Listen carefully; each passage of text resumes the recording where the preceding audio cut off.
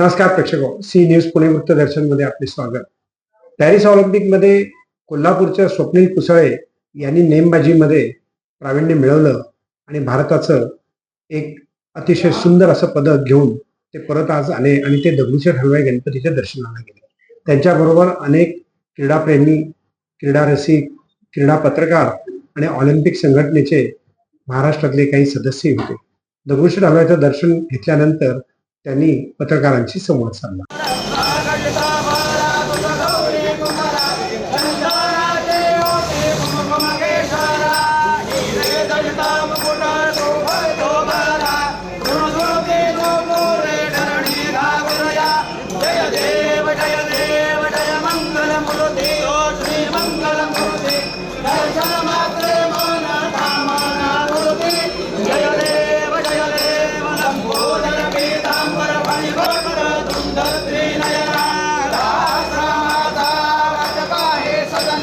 पहिला गणपती बाप्पा मोरया.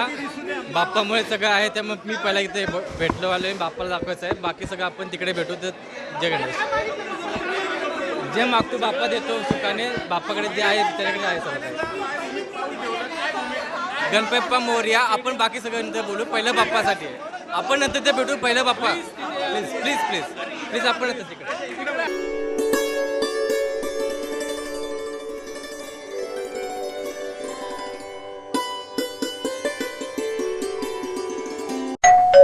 अहो उठा ना, ऑफिसला नाही का जायचं?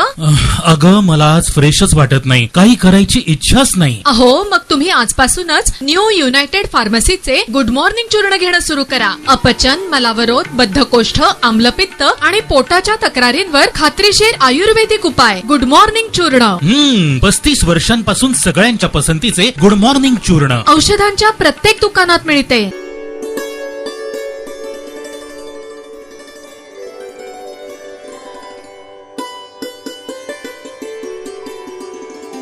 पूरग्रस्त हे धरणातलं पाणी सोडल्यामुळे झालेले एक नैसर्गिक आणि काही मानवी चुकांमुळे घडलेली घटना, त्याचा त्रास हा नदी किनाऱ्याला जे लोक राहतात त्यांना झाला, येरोड्यामध्ये देखील झाला. रिपब्लिकन पार्टी ऑफ इंडियाच्या वतीनं आज जिल्हाधिकारी कार्यालयावरती आक्रोश मोर्चाही करण्यात आला. त्यावेळेला त्यांनी निवेदन आणि मागण्या या जिल्हाधिकाऱ्यांना दिल्या. त्यांनी ताडीवाला रोडला येऊन घोषणा खोटी केलेली आहे. गेल्या वेळेस पाणी आलं, 15,000 रुपये मिळाले. 2 वेळेस पूर आला, 28,000 क्युसेसनी पाणी सोडल्यावर पूर येतो आणि 90,000नी देखील पूर येत नाही. म्हणजे नदी पात्रामधल्या बिल्डरांनी केलेलं बांधकाम आणि नदी सुधार प्रकल्पामध्ये मुख्यमंत्र्यांची पुढच्या वेळेस आल्यानंतर आम्ही बघणार नाही.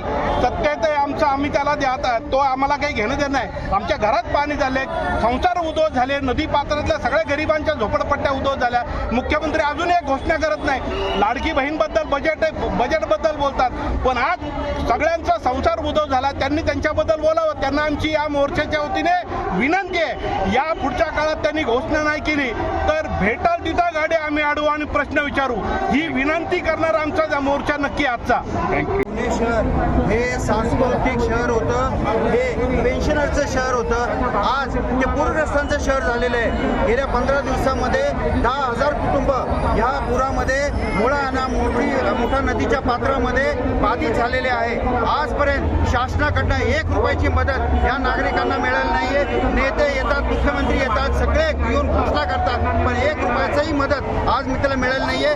रिपब्लिकन पक्षाच्या वतीने शहराध्यक्ष तसेच आमचे सचिव बाळासाहेब जानराव, परशुराम वाडेकर, माजी महापौर सुनीताई वाडेकर आणि सर्व पदाधिकारी आणि जवळजवळ 8 ते 10,000 कुटुंब हे आज रस्त्यावरती आलेले आहेत. आणि आम्ही सर्वांनी या ठिकाणी मागणी केलेली आहे, प्रत्येक कुटुंबाला कमीत कमी 25,000 रुपये तात्काळ मदत देण्यात यावी आणि सर्व नुकसान भरपाई पंचनामे करून पारदर्शक पद्धतीने देण्यात यावी. त्याचबरोबर या सगळ्या पूरग्रस्तांमध्ये पूर यायची जी कारणं आहेत त्याच्यामध्ये नदी सुधार योजना असेल किंवा बेकायदेशीर बांधकामं नदी आणि नाल्यामध्ये असतील, हे सगळी काढण्यात यावी.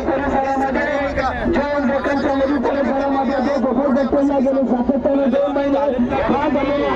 पंचनामे होत आहेत, पंचनामे जे झालेले त्यामध्ये काय बोगसगिरी चाललेली आहे त्यांच्या याच्यावरती देखील अधिकाऱ्यांवरती कारवाई करा ही मागणी पंचायतच्या वतीने केलेली आहे. या ठिकाणी जे पंचनामे झाले त्याची तात्काळ त्यांनी मदत जाहीर करावी. जे किट आणलेलं आहे ते किट 2 दिवस सुद्धा जात नाहीये.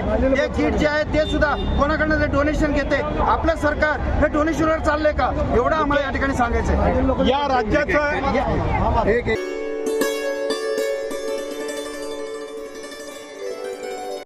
आपल्या संपत्तीचं वाटप किंवा त्याचं मूल्यमापन किंवा त्याचं व्यवस्थापन कशा प्रकारे करावं याकरता एक ॲप तयार करण्यात आलेला आहे.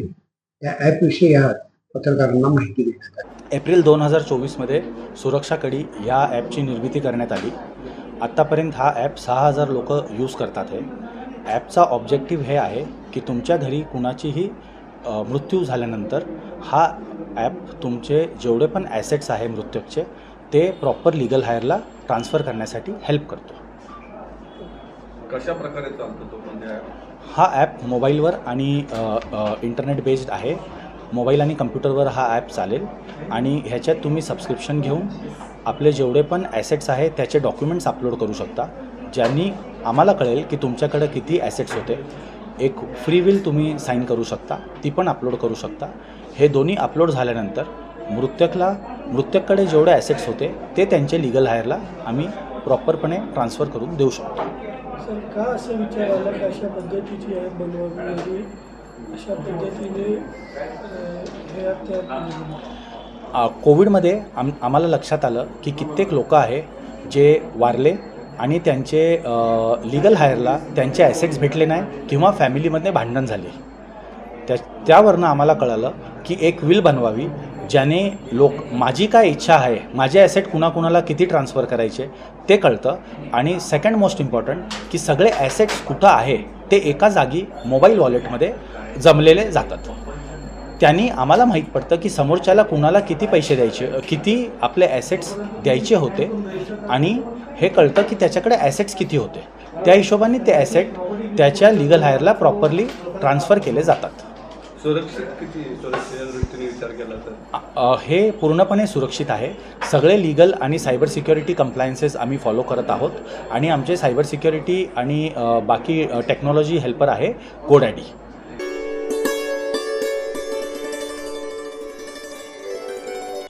नमस्कार प्रेक्षक, सी न्यूज पुणे वृत्तदर्शनमध्ये आपले स्वागत. संपूर्ण देशामध्ये CET, नीट, SSC, HSC, CBSE या सर्व परीक्षा वेगवेगळ्या अभ्यासक्रमाच्या होतच असतात.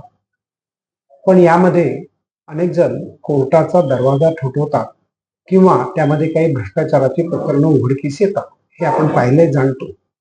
अशा वेळेला संपूर्ण देशामध्ये फुल प्रूफ अशी एक सिस्टीम का नाही केली जात की ज्याच्यामुळे परीक्षेच्या ड्यू डेट्स अगोदरच विद्यार्थ्यांना माहिती असतील, रिझल्टची तारीख माहिती असेल, अभ्यासक्रम माहिती असेल, परीक्षेचा कालावधी माहिती असेल, कुठली परीक्षा कुठल्या जागी होणार त्याचं टाइम टेबल असेल. केंद्र सरकारने अशा प्रकारे शिक्षणामध्ये सर्व राज्यांमध्ये सुसूत्रता आणण्याकरता एक आयोग नेमून त्या पद्धतीचं काम केलं पाहिजे. प्रादेशिक भाषेमध्ये शिक्षण दिलं जातं, कन्नड, गुजराती, तामिळ, तेलुगू भाषेमध्ये, पण परीक्षा तर एकसारख्या घ्यायला काय अडचण आहे? कारण आता CET, नीटच्या परीक्षा याच्यामध्ये काही कायदेशीर पेच निर्माण झाले तर त्या विद्यार्थ्यांच्या आयुष्यातली 6-6 महिने 10-10 महिने वाया जातात. मग कधीतरी नोव्हेंबर-डिसेंबरमध्ये प्रवेश होतील आणि लगेच मार्चमध्ये परीक्षा होऊन त्यांना पुढच्या वर्गामध्ये प्रवेश दिला जाईल. ते शिक्षण तुम्हाला मान्य आहे का? ते विद्यार्थी खरोखर चांगले शिक्षित होतील का? विचार करा आणि केंद्रीय पद्धतीनं एकसारखं शिक्षणाचं धोरण राहील का असा विचार आपण आता करायला हवा. पाहत रहा सी न्यूज पुणे वृत्तदर्शन.